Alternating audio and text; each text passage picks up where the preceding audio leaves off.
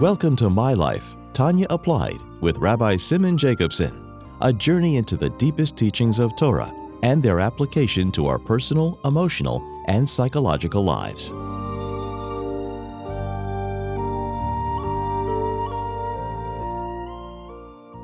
A gute Woche and a good Yontif. Yontif being Yud Beis Yud Gimel Tammuz, which we'll talk about in a moment. This program is dedicated by Tzipora Reitman in honor of the yahrzeit of Sarah Gittel Bas Shrage Feivel. So let's begin with a special occasion. Yud Beis Yud Gimel Tammuz, and then hopefully we can also learn the continuing series of Tanya that we do every week on the regular basis. So Yud Beis Yud Gimel Tammuz is a Yom Tov that is a result of the redemption, the Geula of the Frierdiker Rebbe in the year 1927. So we're talking about now 1927, and here we are in 2023, 96 years ago. What's the story? The story is that on Tezvav Sivan, that year, Tafresh Pei Zayin, so just a little backdrop and background, you're dealing with the Bolsheviks who were then taking control after the Russian Revolution. And they did everything possible to eradicate Yiddishkeit, especially the Jewish communists called the Yevsektia. They saw that as a threat to their vision, their socialist, Marxist, communist vision of life. Frierdiker Rebbe was not just a thorn in their side, but an arch enemy, because he, of course, was a Baal Mesiras Nefesh and did everything possible to keep Yiddishkeit alive. We're talking about millions and millions of Jews. Some say there were 10 million Jews then in the former Soviet Union. And finally, in 1927, they arrested him. And arresting then was not a matter of due process. And there was no real trial. They prosecuted him, and they actually ultimately sentenced him to death. Counter-revolutionary activities. So due to many factors, close to a month later, well, first on Gimel Tammuz, on the 3rd of Tammuz, his sentence was commuted from death to exile. And then, 9 days later, on the 12th and the 13th of Tammuz, the 12th of Tammuz, the offices were closed due to a holiday, that he was finally given complete liberation, complete freedom to go back to Leningrad. And ultimately from there, later, within the year, he would leave Soviet Union, never to return to Europe, and then ultimately to America. Now, this was not a small thing, because people were being shot and killed all the time. So you could say, okay, that's all of an individual, but it's far more than that. In a fascinating letter, the Frierdiker Rebbe writes the following. This is a letter he writes on Tezvav Sivan the next year, 1928, Tafresh Pei Ches. So he says, today is the first day of my arrest. He talks in detail about the arrest.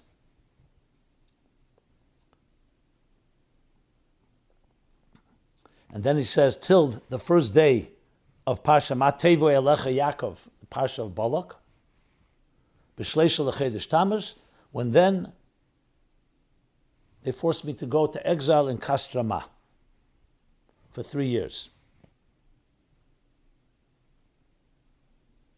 He says this whole imprisonment was a result of a mesira by our brothers, our enemies, who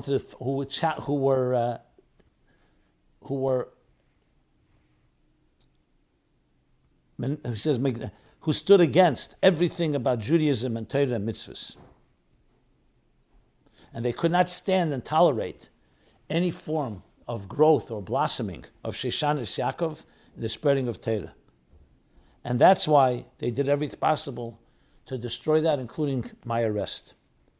But Chasdi Hashem, Kiloi Tamanu, God's kindness, which never ceases, and Schus Ovis, and the merit of my holy fathers, all led to that ultimately I would be released on the 12th of Tammuz,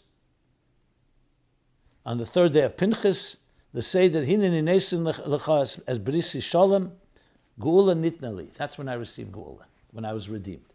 But then the Frierdiker Rebbe says the following: Loi Oisi Bovad Gol HaKadosh Baruch Hu B'Yud Beis Tammuz.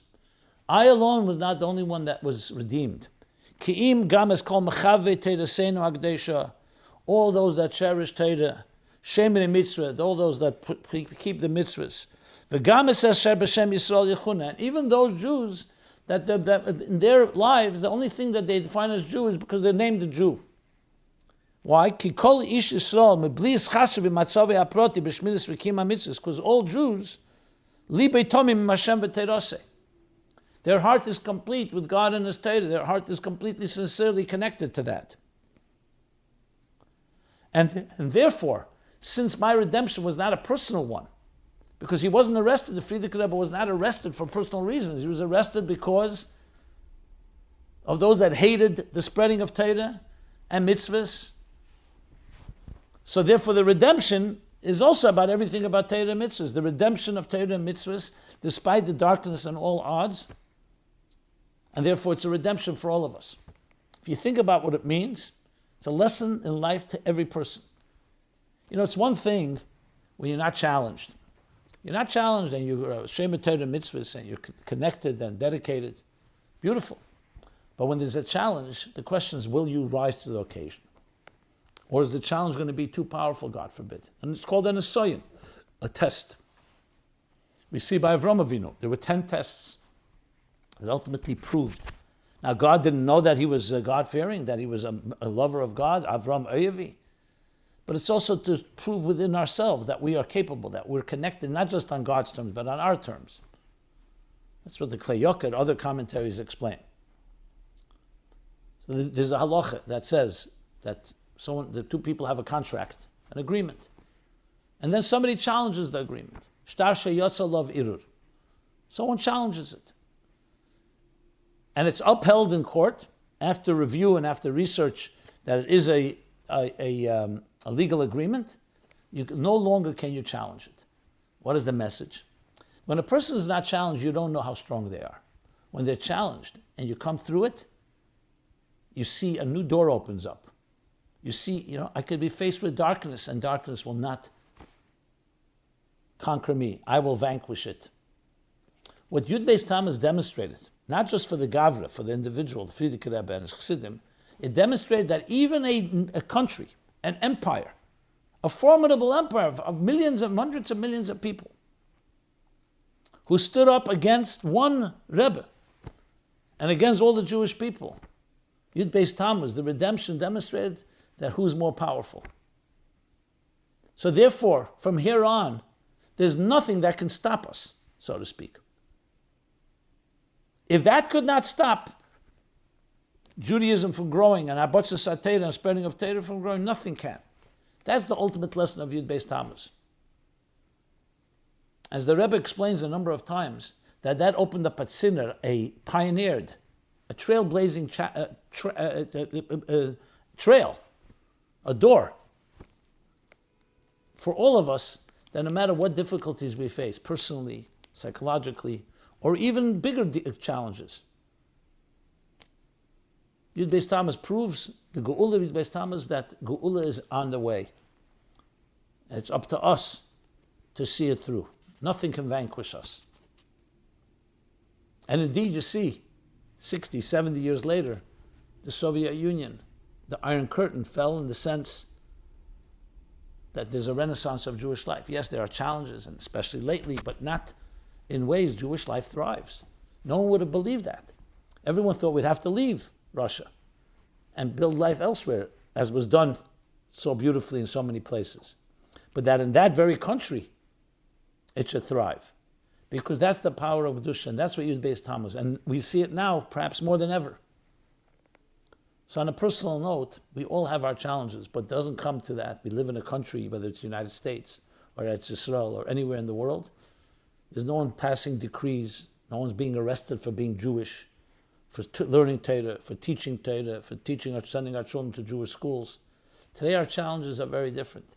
They're more about apathy, indifference, more internal struggles and internal goals.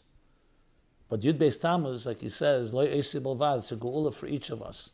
That opens up the door, that demonstrates that light is stronger than darkness, no matter how powerful that darkness is.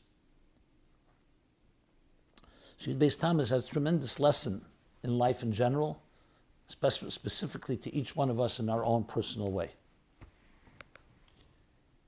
There are many stories associated with Yud Beis Tammuz and Yud Gimel Tammuz.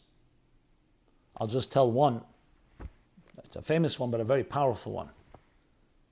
So when the Frierdiker Rebbe was in prison, he actually documented afterwards in his diary. He called it Mesechte Gehenim, Tractate from Hell, because they tortured him. It was horrible there. You can imagine. He was sitting with people who were lowlifes. But as I said before, some of his captors were Jews. They were actually grandchildren of Chassidim, some Chassidic Chabad. One was called Lulav. There was another. There were a few. As a matter of fact, when they came to arrest him, so one of them said, Rebbe, in Yiddish, mind you. And this is a person who did everything to try to uproot Judaism. He says, Rebbe, just like my grandfather carried your grandfather's bags, I want to carry your bags. And the Rebbe said to him, your grandfather carried my grandfather's bags where my grandfather wanted to go. You want to carry my bags where you want me to go? No. And this was this exchanges that went on, in Yiddish, mind you, of these self-hating Jews, the greatest anti-Semites of them all. To the point, Frierdiker Rebbe decided, as he writes in his diary, that he would not buckle, he wouldn't compromise 1 inch. Even things that you could compromise.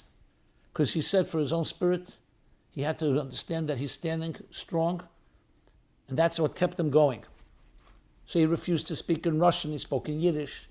He insisted on his talus and film. Remember, we're talking here a situation of pekuach nefesh. Any second he could be shot. And indeed, one of these captors, one of these Jews, pointed a gun to the Rebbe's head and said, Rebbe, it's time to start cooperating. This pistol here has made many a man cooperate. And the Rebbe looked at him without flinching, calmly said, this tzatzke, this toy, can frighten someone that has one world and many gods. Every day another God based on his taivas, based on his desires, his pleasures. But it cannot frighten someone that has one God and 2 worlds or many worlds.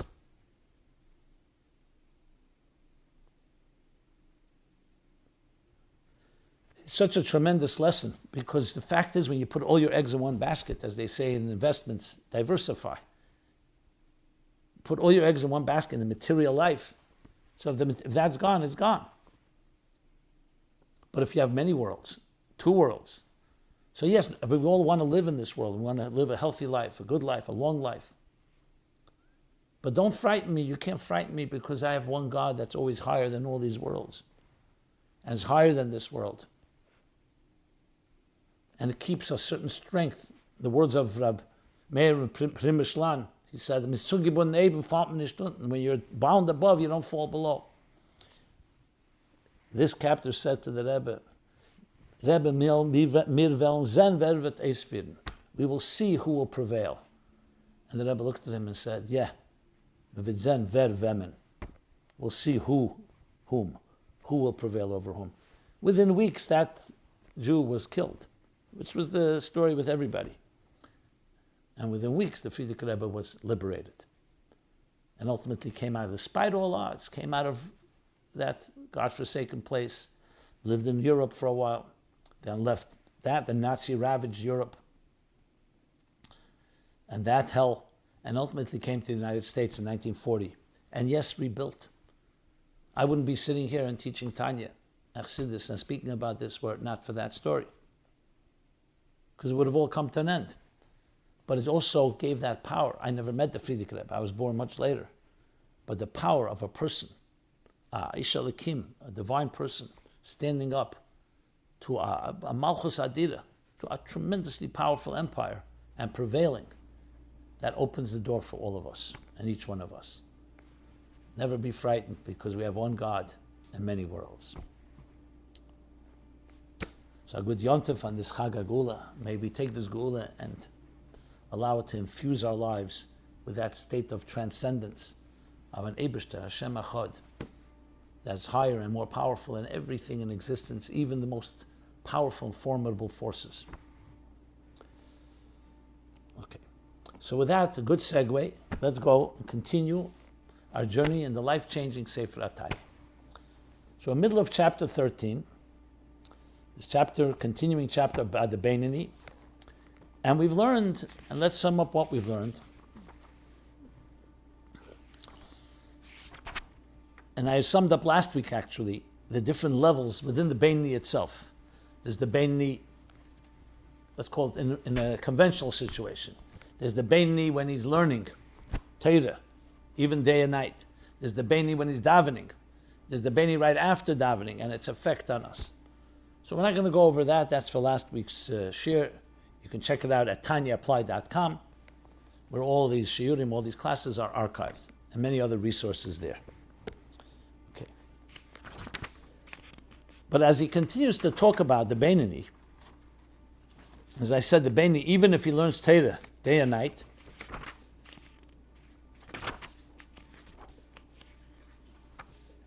and I think we should just at least, let me go back to sum up. So the Benoni is the paradox that his faculties include the divine souls, the divine faculties, but it also includes the animal soul and its faculties. However, in the Benoni, the faculties don't express themselves, the animal soul. It's the king, the Shnei Malachim, the two kings that are warring, battling over control over the Ir Ktana Zeh HaGuf, the small city, which is the body and the human being and all our faculties. So the divine soul controls thought, speech, and action. However, the animal soul has not been destroyed and has not been transformed. So different stages, how the animal soul, how much it speaks up, how much it's challenging the divine soul. Zeh v'zeh, sheftan. It's two judges stating their opinion, but then it's 2 against 1, because Hashem supports the divine soul, as we discussed at length. But the Muhusav Atzmusa, as he puts it, of the animal soul, was not transformed by the Muhusav Atzmusa of the divine soul. This is all about control, not about transformation from within. The personality has not been changed because the animal soul is there and active. And if you let down your guard, God forbid, it can affect thought, speech, and action. So the vigilance is required all the time, 24/7. But as I said, there's different levels.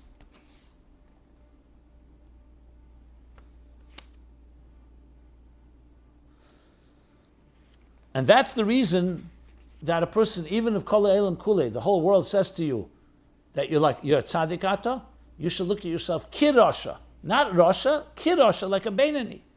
Because even if you seem to be a tzaddik on the outer level of thought, speech, and action, but the nefesh habamis is active within you. Like we said, the muhuz va'atzmus has not been changed. And there's still the desires and the pleasures of the animal soul that it still strives for. However, it's the divine soul that's in control. Then he went on, va'af mi, and even someone whose entire desire is learning Torah, and he learns Torah day and night l'shma, still not a proof that the Ra of the animal soul has been eliminated. Because the Yochelias is possible that its very core, it's still there. It's only the garments that are in control by the divine soul. And the garments of the animal soul are not active. However, and that's in special times when he's davening. And this is relevant because he's now coming back to the higher level, that even during davening, because you could say, 1 second, if during davening he's completely eliminating the animal soul, why then is he kedosha? Then he's like a tzaddik. Because even then, it's not shlita mamshala levad. Ain't it shlita mamshala levad? It's only that the divine soul is in control. Bal karchech, like he's coercing, forcing shlita mamshala. Lum yematz. Kishazeh comes a nefel. It's a battle. The battle continues. So shenefesh alikis misametzes umizgaberes al nefesh abanis. It overpowers the animal soul. Like we learned, b'moker agvuras, through its contemplation and the love for the divine, the fiery love. And then iskafri sitracha shebachal asmali, and it subdues the animal soul. Avalein is batal legamri bebeni, but it was not completely eliminated. Only in a tzaddik do we say libi chol b'kirbe, who completely despises and finds evil despicable. Either completely or not completely, the tzaddik gomer, tzaddik sheina gomer. Al b'beinu hu derech moshel ka'odam sheyasham. By a beni, it's like someone asleep. So the animal soul is asleep. The enemy is asleep. But to say it's gone, no. Because it could always wake up and return again. So too, the Rabbah beni is yoshan b'chol asmoli, even b'shas krishma v'tfila, when his heart is burning with love for God. But afterwards, the animal soul can wake up and return.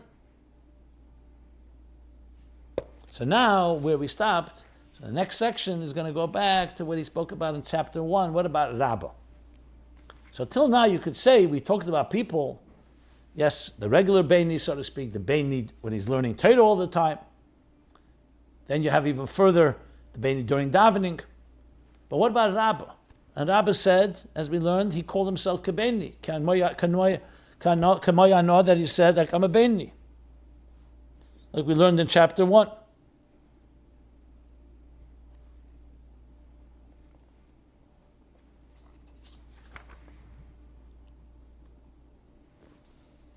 So now the Alter Rebbe is going to explain what that means. He said, yeah. So let's continue now learning inside. And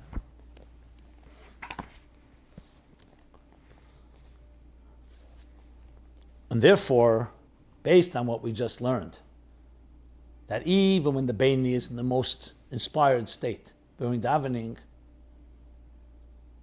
he still did not eliminate the animal soul. At best, it's asleep, but not more than that. So he says, and that's why Rabbah considered himself as a Benoni. Even though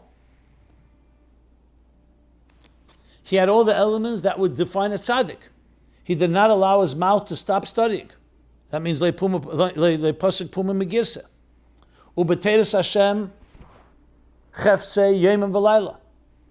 And God's Torah was his delight day and night. You may recall those words we used a bit earlier.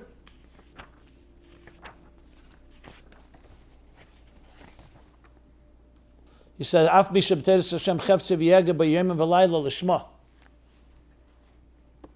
So we know that he was in that state, and this actually is in the Gemara.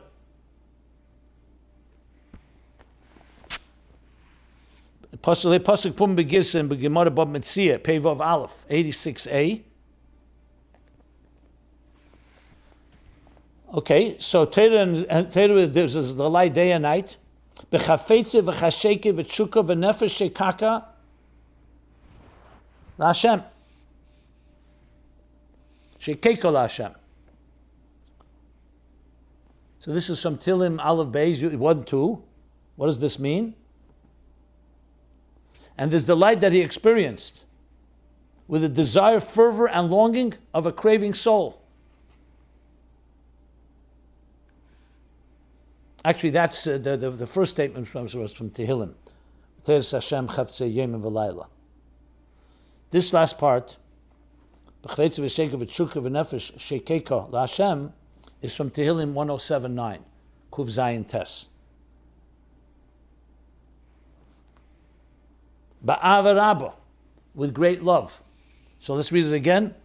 Teres Hashem chavtzei yemim v'layla, b'chafetze v'chasheka v'tshuka. Look at all these terms. With desire and pleasure and longing, fervor. V'nefesh shekekel Hashem, and his soul is craving, longing for God. Ba'ava Rabbah, with great love. Ki b'shas krishma v'tfilah. So this is, we're talking about him learning day and night. But he didn't just stop learning day and night. It was with a passion, like doing Shema, doing Krishma and Tefillah. That's what he adds now.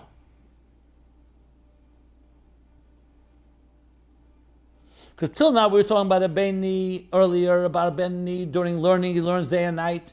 And it's not proof that his animal soul was transformed. But now we're talking about Rabbah who's learning in a way like Shas, Krishma, and Tefillah. So you could say, wow, he also has all this passion and love. He's not just learning day and night. So he's able to maintain it. Earlier we learned during davening that's way, but after davening it's not that way. But by him it is that way during his learning. So why is that not like a tzaddik? Nevertheless, v'nidma be'einav kebenni,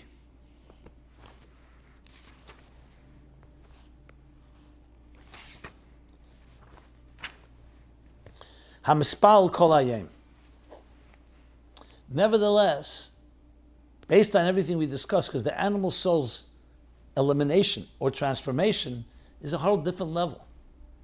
All this, even learning day and night, and even now with all this passion, like davening, like during davening, it's not davening, but it's like during davening, it still does not tell you what the real inner personality of the person is. That's how deep the Alter Rebbe is going in understanding the human soul. But what does he say? So still he looked at himself like a Benoni. Because a Benoni could also be hamispal kol hayom. We said during tefillah, you have the power of the special extra itum uzmanim, special power of love. A Benoni could be learning all day. U'kamaymer Razal, Kamaymer Rabbeinu Razal. This is according to Brachos Chaf Aleph Aleph. Halavai shispal odam kol hayom kulei. So we see there's that concept.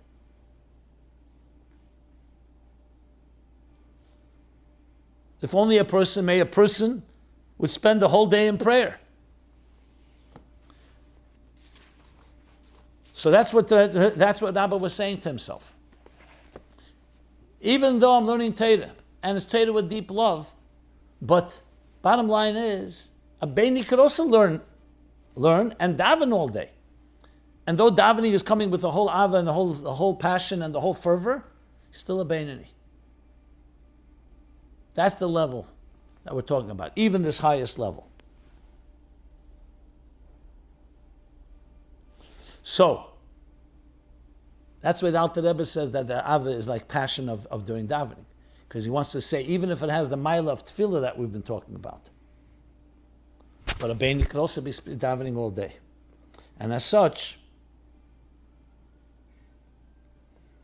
he's like a Benoni, Benoni, and not a tzaddik. Now, the thing that needs to be discussed is, was Rabbah not a tzaddik? So remember, this is Rabbah looking at himself. That doesn't mean he wasn't a tzaddik. It's how he looked at himself and wanted to be fulfilled what the Chazal say, that even if the whole world tells you you're a tzaddik, you should see yourself like a kirosh or like a Benoni. But we'll discuss that more next year. Everyone have a good tavach and a good yontif. Be well. This has been My Life, Tanya Applied with Rabbi Simon Jacobson. Please join us again next week. Visit chasidusapplied.com for archived classes and more resources.